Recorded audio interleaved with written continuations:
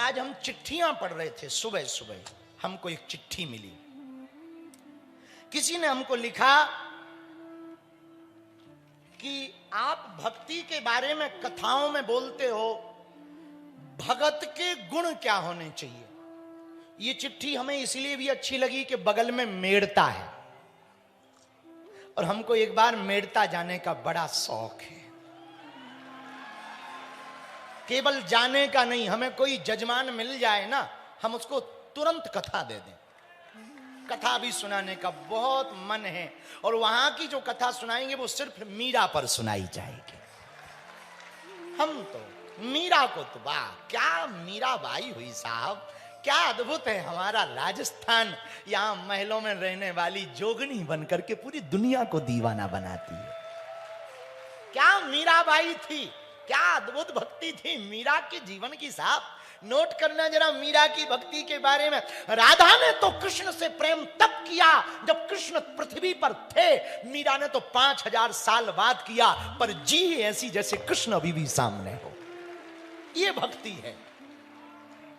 मीरा जब नाचती थी तो ये मान करके नहीं नाचती थी कि कृष्ण नहीं है, या 5000 साल पहले हुआ, ये मान करके मीरा नाचती थी कि मैं मधुबन में हूं और मेरा गोविंद सामने खड़ा है। ये मीरा, इसको अंग्रेजी में कहें टाइमलेस लव। समय को मात दे करके, समय का डिस्टेंस दूर करके मीरा ने प्रेम किया कृष्ण से। और प्रेम तो यही होना चाहिए जिसमें ना टाइम हो, ना नेम हो, ना टेम हो, केवल प्रेम होना चाहिए।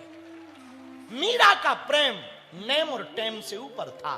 नारद भक्ति सूत्र में नारद जी ने कहा, भगवान अनिवर्चनीयम प्रेम स्वरूपम मूका स्वादनवत प्रकाशते क्वापि पात्रे गुण रहितम कामना रहितम प्रतिक्षण वर्धमानम विच्छिन्नम। नारद भक्ति सूत्र में नारद जी कहते, प्रेम तो वही है जिसको कहा ना जाए, सिर्फ जिया जाए और तुमको देख करके दूसरा भी दीवाना हो जाए।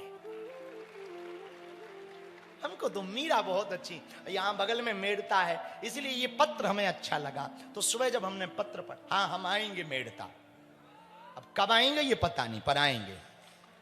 तो पत्र लिखा, जरा ये ठीक करो, यहां के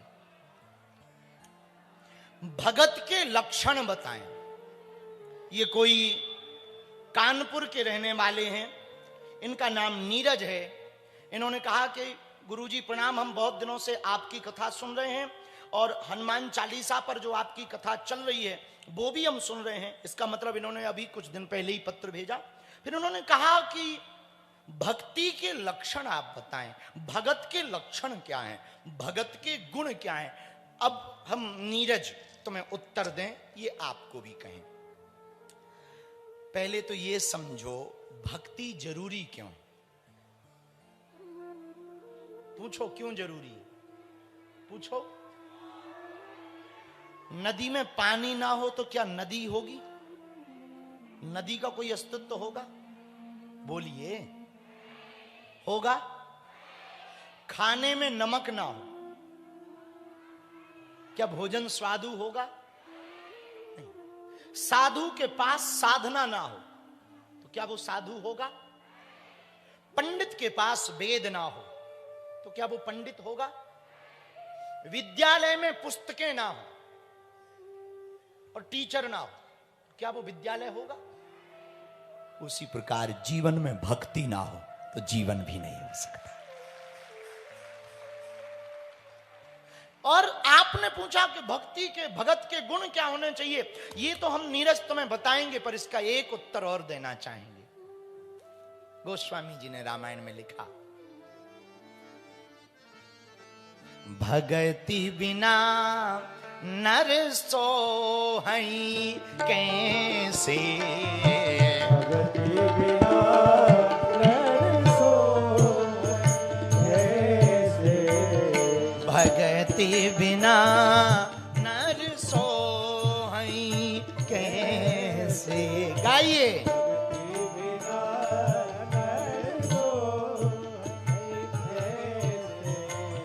लवण बिना बहु व्यंजन जैसे,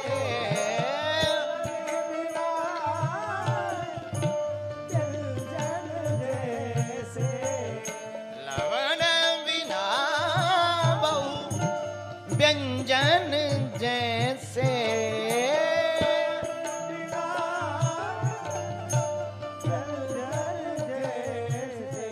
जैसे सीताराम सीताराम सीताराम कहिए सीताराम सीताराम सीताराम कहिए सीताराम सीताराम सीताराम कहिए जाहि विधि राखे राम ताहि विधि रहे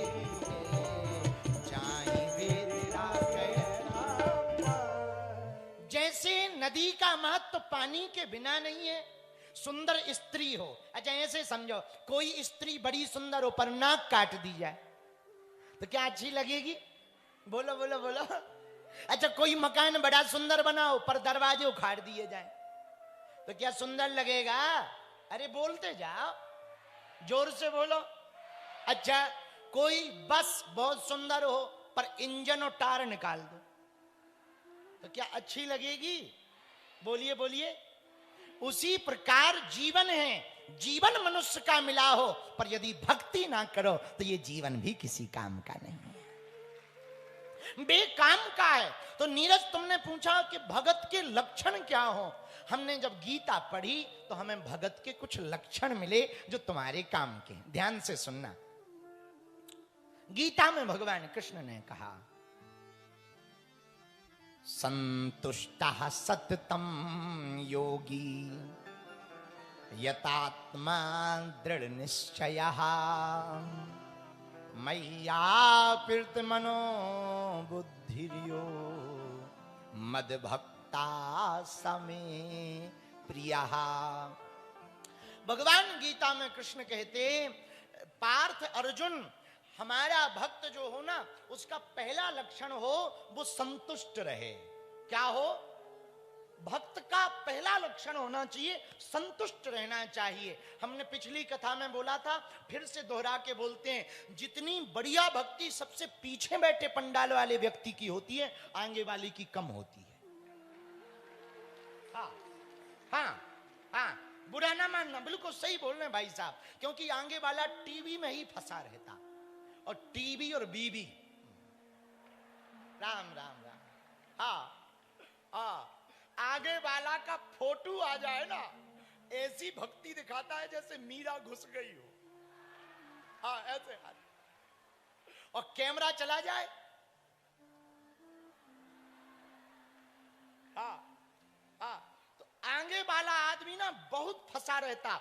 पंडाल की तरफ देखेगा, फिर गुरुजी की तरफ देखेगा, फिर संगीत वाले पे मंच पे कौन आ रहा, फिर यहाँ बजा कौन रहा, फिर कौन क्या कर रहा। और सबसे जो लास्ट में होता ना उसे दो बातें, वो एक तो सुनता है और दूसरा स्क्रीन पर सिर्फ देखता है, इतने में ही संतुष्ट रहता है। और सुनो, गीता में भगवान ने कहा कि भक्त का पहला लक्षण है संतुष्टि, वो यही खतरनाक है। काम और खाज, खुजली खुजाने में बड़ा मजा आता।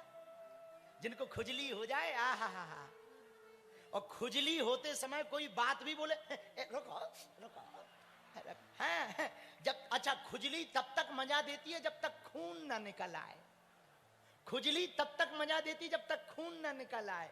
तो खुजली खुजाने में बड़ा मजा, लेकिन परिणाम बहुत खराब होता। तो काम और खुजली दोनों एक जैसे होते हैं। काम और काम जितना भोगो उतना ही आनंद में लगता है। अरे बहुत आनंद है बहुत आनंद है। मेरे पागलो, बुरा ना मानना,